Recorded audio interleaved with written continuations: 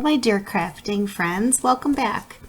This is the third card I'm going to make with the Stamp of the Month set called For My Beautiful Friend.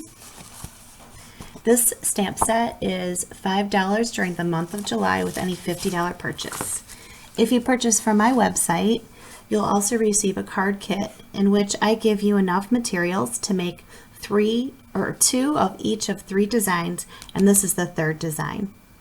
Let's go ahead and get started making this card. I took the layout from this book, Make It From Your Heart Volume 2. The layout I'm using is number 27. I varied it a little bit in the center, but the other measurements are the same. I'll also type these in the description box below and also on my blog so that you can recreate this card yourself, especially if you did not receive a kit from me and you just like to follow along. If you did get a kit from me, then these are the materials that you received, and inside all of your papers will be pre-cut for you. This A2 size card will be oriented in this direction.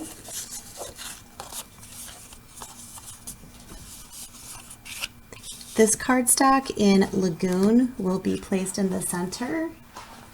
Let me grab the measurements. I just closed the book, of course, so I want to grab the measurements for you. The middle measurement is 4 1/4 by 2 1/2, and then these 2 strips of pattern paper are 4 1/4 by 3/4 inch. I'm going to go ahead and layer these pieces down first.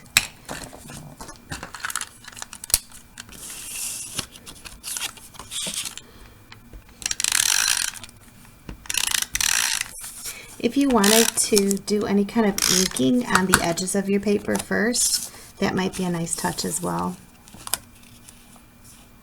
Just kind of estimating the center of my card, just eyeballing it. You can of course measure it mathematically if you wish to.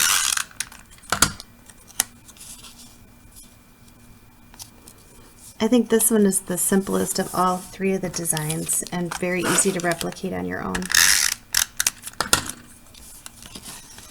And I did receive some feedback. What do your cards look like if you don't have a lot of coloring? So I'm going to do one today where there is no coloring.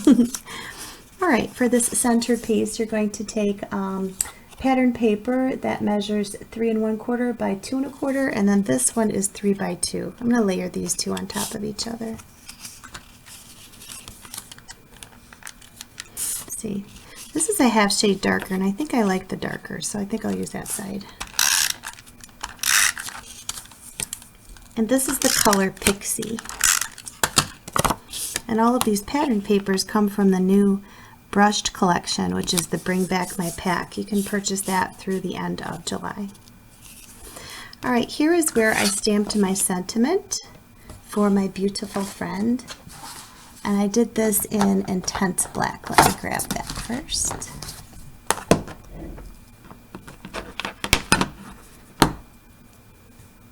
Oop.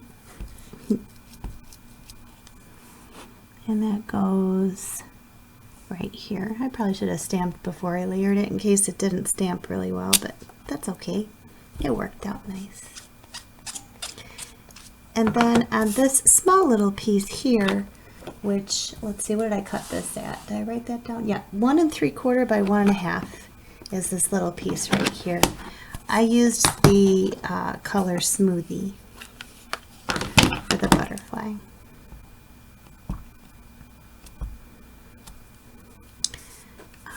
I think that'll be okay. If it was a more intricate design, I would have grabbed that little sponge background that comes with your stamp sets, but I don't think I'll need it this time.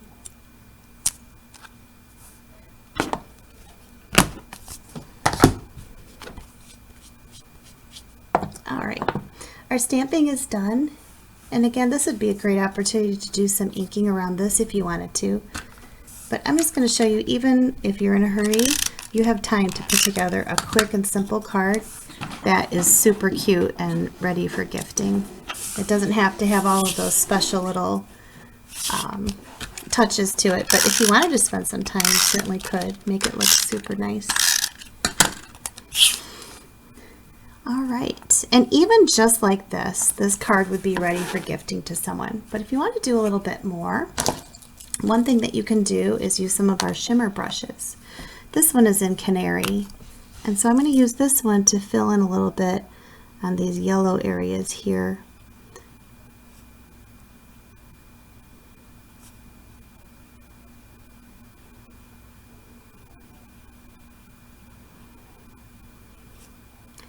So I guess I did do a little coloring. Now I'm cheating with my shimmer brushes, huh?